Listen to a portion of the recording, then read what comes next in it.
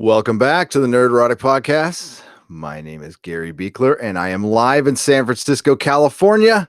And I come to you from nerdrotic.com. And today we are covering Better Call Saul, Season 4, Episode 8, Coushatta, which is, I think, a native. I think it's a town in Louisiana and a Native American tribe, I believe.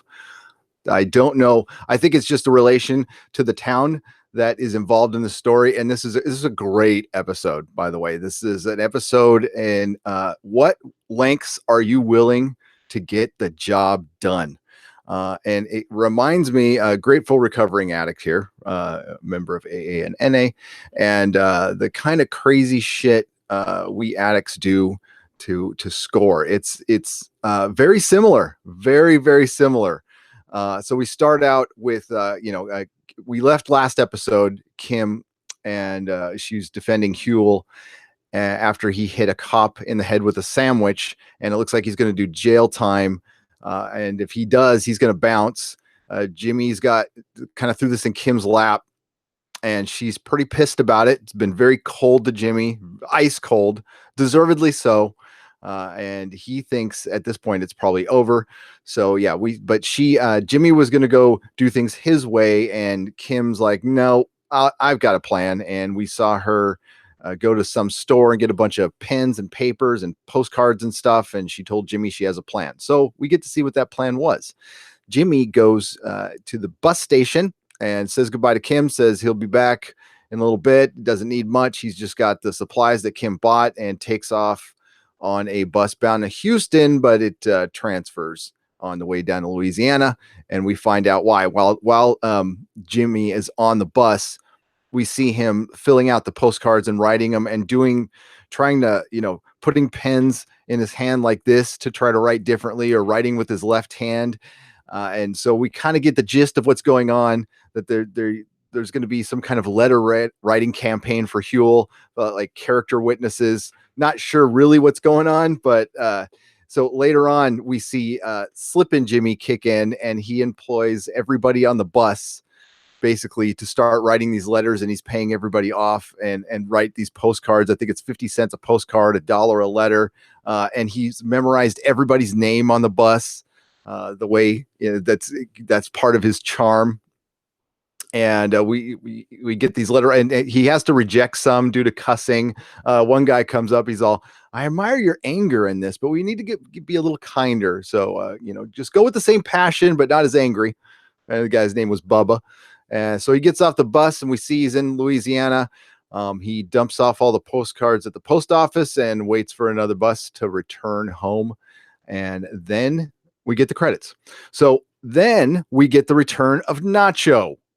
About time. It's been 2 episodes, and since we had the 8-month time jump, Nacho has healed up quite nicely, and he's taking some dealers came in.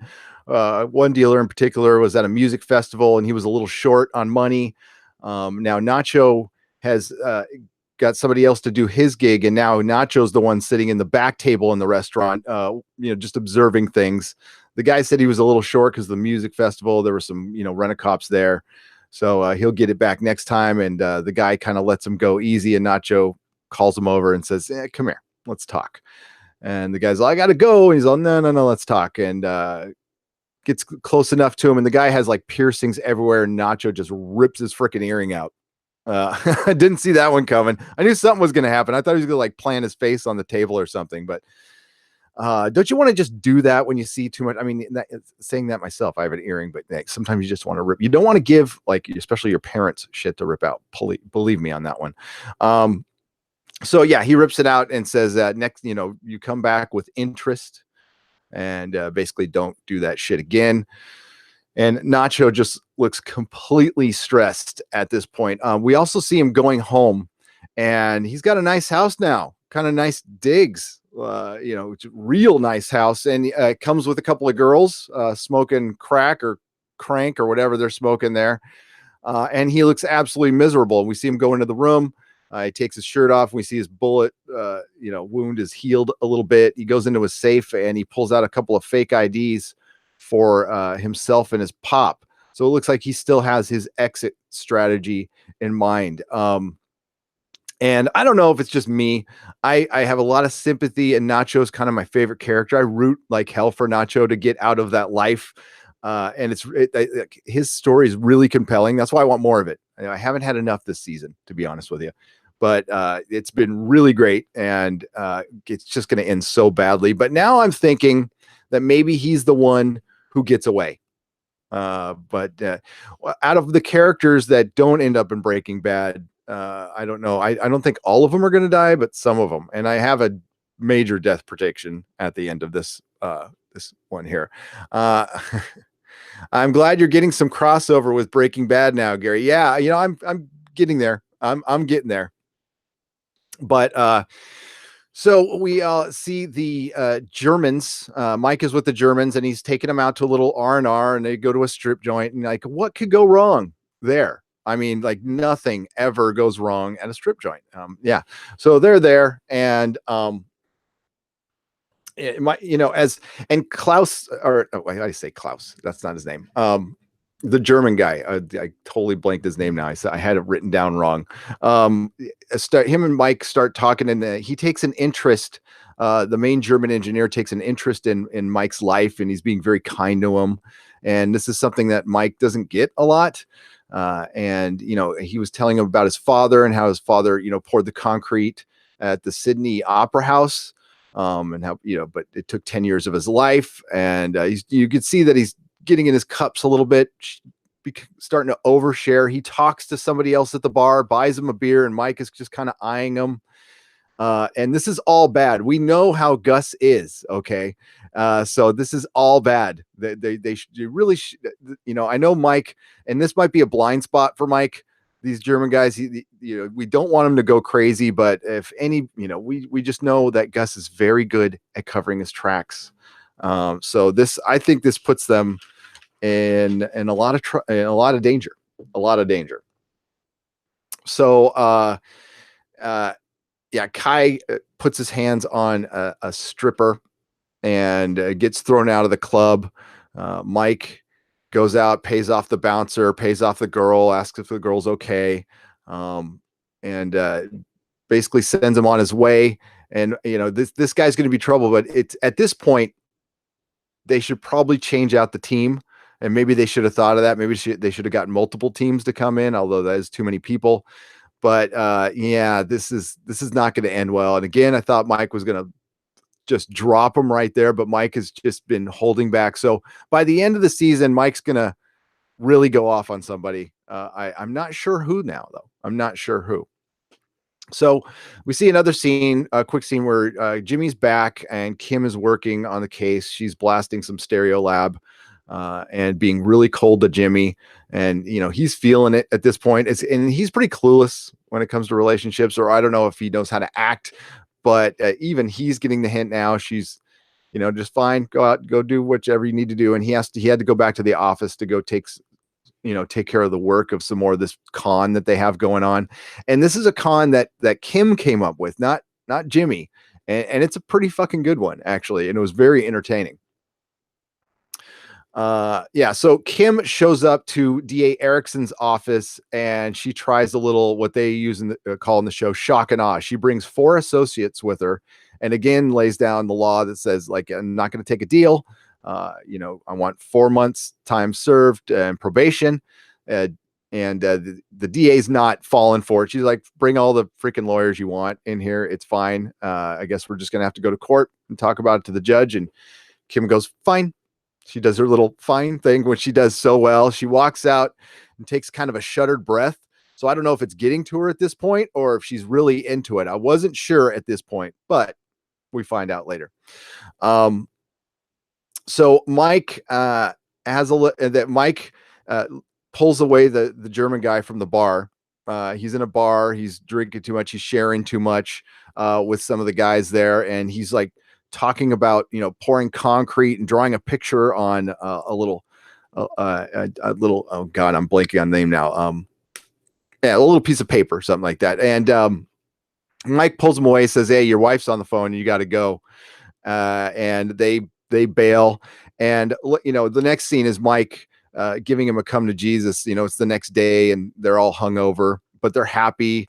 and he thanks Mike for taking him out, and he's like, listen, how much did you talk about? And he's like, oh, it was nothing. It was just, it was just me just talking with some friends. There was no details or anything. And Mike pulls out, it shows a drawing, and there's no details on it, but he warns him. He gives him a little come to Jesus right there. He says, my employer is a very serious guy, covers his tracks. Do you understand what that means? You're being paid a lot of money. And he says, I'm sorry, and I won't do it again. And Mike's all good. So we later see that this letter writing campaign has worked. A bunch of letters from that town show up at the judge. The judge is freaking out. And it's the guy from Star Trek Voyager, by the way. And he's totally freaking out. So he calls Erickson and Kim in and says, you guys just need to work this out. I don't need a circus here. I don't need people. They're talking about people showing up, and they're making out that Huell is some kind of hometown hero and a good, going to his church. And it's all people from a church. So we also find out that there's, phone numbers on all these cards. And Erickson is taking this seriously now. And she, this is also a good parallel to Kim.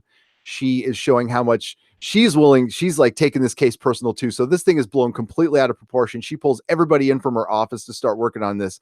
And she starts calling the numbers on the cards. And Jimmy has all the burner phones set up with names and a story for each card. And she tries calling a couple of numbers, gets some answering machine. And then she finally calls the church, and Jimmy impersonates the pastor. And it's freaking hilarious. And he's got the film crew that was filming his commercials in there, like hitting play on a CD. So some organ musical play. It's totally overdone. And this is all for like a misdemeanor case and a guy getting, hit in the head with a sandwich. Like it's fucking hilarious. But it works. Kim and Erickson work out a deal. Huell gets 4 months time served. Jimmy goes and meets Kim at the courthouse. And it looks like they're like she's probably going to chew him out. Like, I'm never going to fucking do this again. God damn it. And no, she completely makes out with him, and they have sex. She's totally gone off on this. And this is what she's been looking for. She's been, doing the pro bono stuff at the courthouse because the working for the bank is just boring her to death. There was one scene where she's with the bank manager and her coworker, and they were talking about maybe taking a chance of going back to a certain location and building a better building, like one. They're getting a better response in one of their banks, so maybe we should build it to that one standards, but it's going to be a bigger footprint. And Paige, her coworkers, all, nah, that would be too risky. We should probably just play it safe. And Kim agrees with her, but you could see Kim is just like, that's all this job is going to be, is playing it safe. So maybe Kim is having second thoughts, and maybe we will get Wexler McGill. They have some romping sex, but then she goes right back to work. But it has her very contemplative. She's so I don't know. We get so Mike and Gus are talking, and they're talking that they're behind schedule. And Mike tells them everything that happened, the stuff that happened in the bar. And Gus just asks him, are we good? And Mike says, yeah, we're good, but it's, we're behind schedule, but the work is solid. These guys are solid. And Gus just says, good. So we see Jimmy looking for a new office, and it's really shabby. And Kim shows up, and she's smoking a cigarette outside. And he's like, and Jimmy say, earlier in the episode, the nail salon lady saw Jimmy kind of moping, and is like, are you in trouble with your wife? And he's all, she's not my wife. And she says, whatever you do, you say you're sorry, and then say you're sorry again, and maybe sorry again. He's all, I think we're past that. She's all, I'll leave the bottle. She gave him some liquor. So at this point, Jimmy thinks it's a good time to apologize. And he starts to do a Jimmy Saul apology. And she just said, Kim just looks at him and goes, let's do it again. So yeah, her judgment's pretty screwed up too, but great episode. Great to see Nacho back. It also ends, we get a final scene with Nacho. he shows up back at the restaurant where he does his collections, and there's a guy cooking in the kitchen, blasting music, and everybody's like, "What's up?" He sees this guy at the table and kind of, eyes back. The guy's cooking something. He offers it to Nacho. He's being like really overly charming and nice. And yeah, we find out this is another Salamanca. He has shown up, Eduardo, but I think it's Lalo, is that what his name is? But Eduardo, and he's a part of the family, and he's there to keep an eye on things. And another monkey wrench in the problem for Nacho, and he can't get a break. This poor kid, this poor mafia kid. So that's where it ends. I believe we have 2 more episodes left. I think shit's going down. I'm worried for Kim, but what I'm most worried about is the Germans. I think it's pretty clear now that they're not going to make it home, and that's going to suck because most of them are cool, and I don't think they're going to make it home. I think they're going to get buried in the foundation of the meth lab. Sorry to say, they're really setting it up. They're really laying it on thick with the head engineer. And let's get to the chat. But that was a fun episode. I liked it. Been watching some good TV this weekend, man. This is a cleansing week because the week before that was pretty bad. Still got one more show to go. I'm doing 4 shows tonight. So yikes. So hello, Artemis Over Easy, Movie Finobi, Mary Ashmead, Viking Bitch, how's it going? Jody, Dynamo 75, good evening again. Yes, I'm quite a trooper today. 3rd stream, yes, we're getting a recorded video next. What sucks is I haven't been able to watch any of my friends today do live streams and stuff, and I feel like I've stepped on their toes a bit, but yeah, this is not a Mysterio t-shirt, Dynamo 5, this is the Orb. He is a Ghost Rider villain.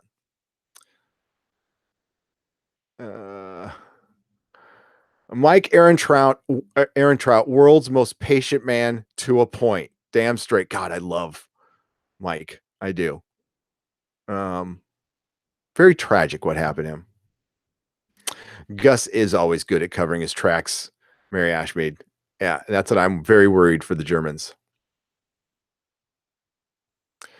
Very worried for the Germans. Gus is an impressive, mild-mannered, intelligent man, but he also has so much power, intent. He is an animal when he's angry and not in control of his emotions. No, he's seething at all times, completely seething. Yeah, it's Neelix, isn't it? Yes, it was Neelix, the judge. Yes. Neelix, that's funny. He had so much makeup on. I'm not sure he enjoys having a new role. Yeah, I don't know. He probably gets recognized, though. It wasn't that much. It's not like Star Trek Discovery Klingons. How utterly classic Slipping Jimmy was the Save Huel game plan, right? Perfectly designed and executed, and with Kim's help, no less, made me appreciate Kim even more.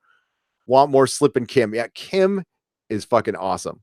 That's why the nail salon lady was right. You just say you're sorry. And oh my God, they even had a website with a donation fund going for him, and pictures of Huel all smiling and painting a church and stuff. It was so overdone and great.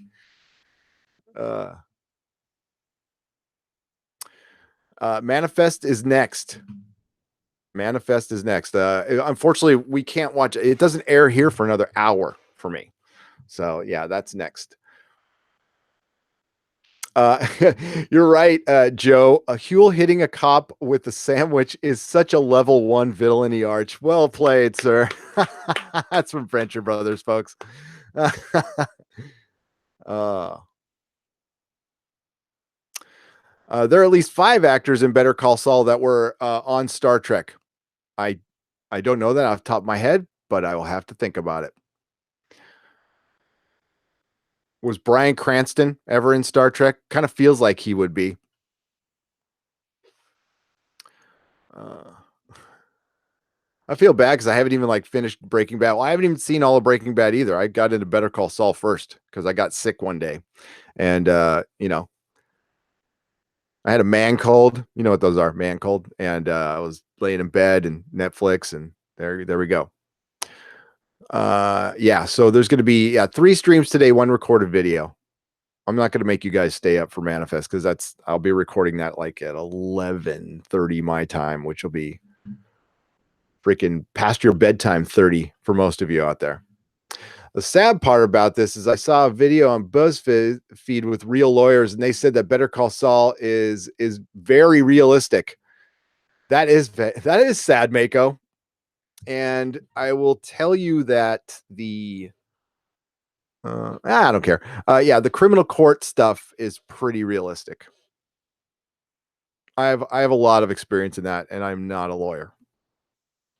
Not a lawyer at all. But yeah, that's the what the pro bono, and when you're doing when you're going to get, you get a little check, but you're called a dump truck when you're a court appointed attorney. And it's usually where new attorneys go to, get their hours, get their cases, get going. Some are good, some are not. Some are there's a lot of Sauls out there. There's a lot of Sauls. Actually, Saul is probably better than a lot of what I've met. There's also intellectual property attorneys, which are right below sharks. Although no, sharks are honorable beasts. I don't mean to discredit sharks. There was a scene in the first season where where he bribes someone, and they all said, "Yeah, you need to bribe to get things done." Yes, you do. Now, I don't know that for a fact, but there's different kinds of bribes, as you know, Mako. I mean, let's look at it even with the field we're kind of in, where I guess entertainment. Um, I don't want to call us news. We're not news. Whatever we are, we're entertainment something.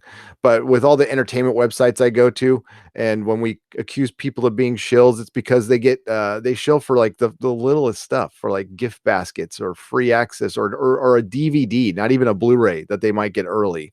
Yeah, it's the nature of the world, unfortunately.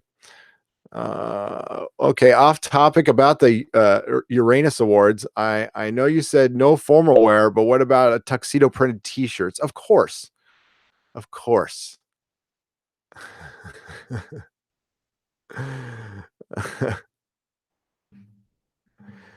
I think so. Cranston had a guest star appearance on Trek, but I can't remember. I vaguely remember that.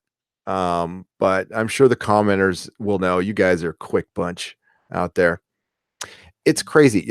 When you my fellow live streamers will understand this. Things you know off the top of your head. I would forget my kid's name on a live stream. It's crazy how stuff just goes out of your head when you're live, and you're like really put on the spot. It's the best thing to do. Just move on.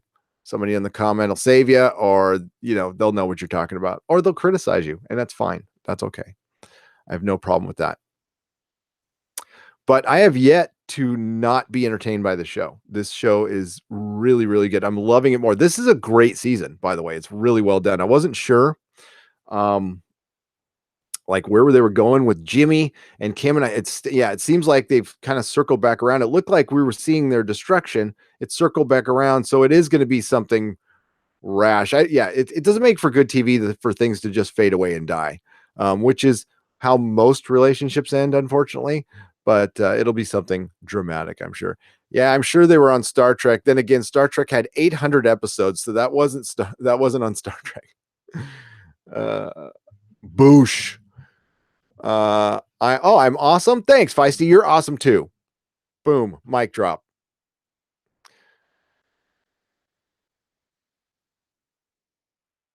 Yeah.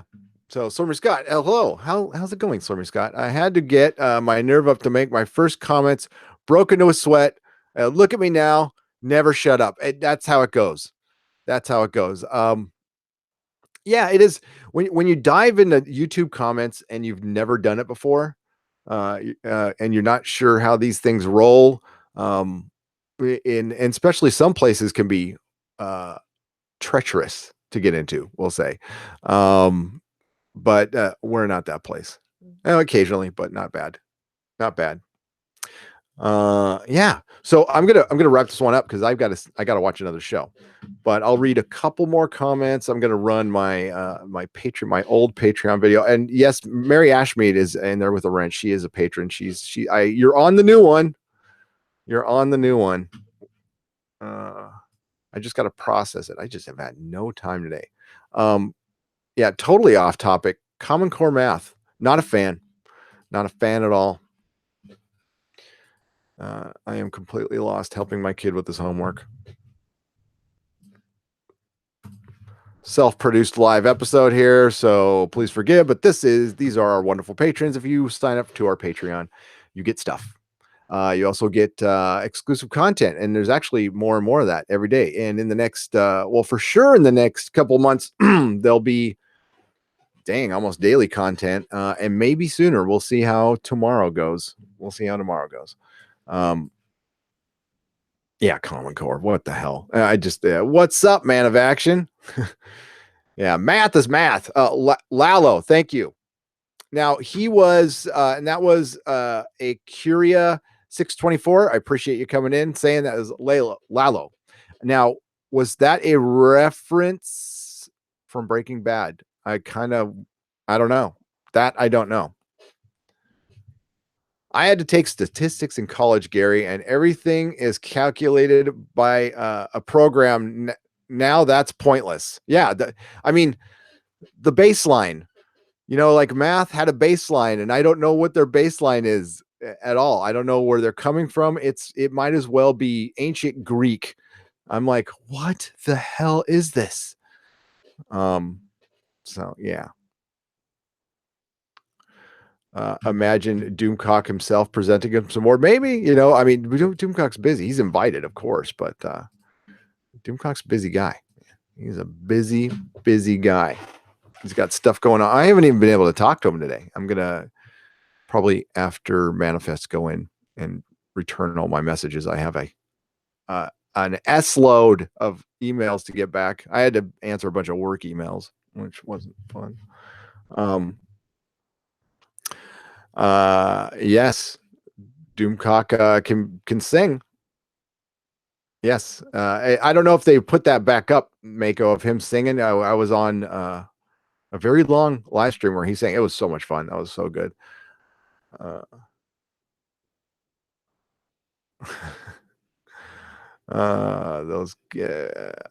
came in late as usual, and oh yeah, caught that too. That was straight up Breaking Bad. Yes. Okay, good. It felt like one. You can suss it out a little bit, but oh, did they put it back up? That's cool. Yes, he sang Danny Boy. He also sang Something Stupid, which was in my brain since it was on Better Call Saul last week. I freaking love that song. Yeah. That's good that it's back up. All right. So Artemis over easy. How the hell are you? Doomcock tends to sound like Ethel Merman or Frank Sinatra. So if you guys don't know who I'm talking about, if you just come here for Better Call Saul, Doomcock is a YouTuber. He's another YouTuber. He's part of our tribunal. If you go to my channel, you see his channel, and Mecha Random and Midnight's Edge After Dark. I almost said Midnight's Edge 42. Ooh, it's been a day. Midnight's Edge After Dark. If you go to my channel, you'll see the tribunal. Go check them out. If you like them, please subscribe. They're good people. Good people, just like the good people here in the chat. So yes, I am going to cut this one short now. We will be back for 2 more episodes of Better Call Saul. It might be a recorded video next week. Hopefully not. We will see how things go. But you guys are all brilliant. Thank you again for all past super chats and supporting us and Patreon. And we will see you all soon. May the small folks sing songs of your greatness. Good night, everybody.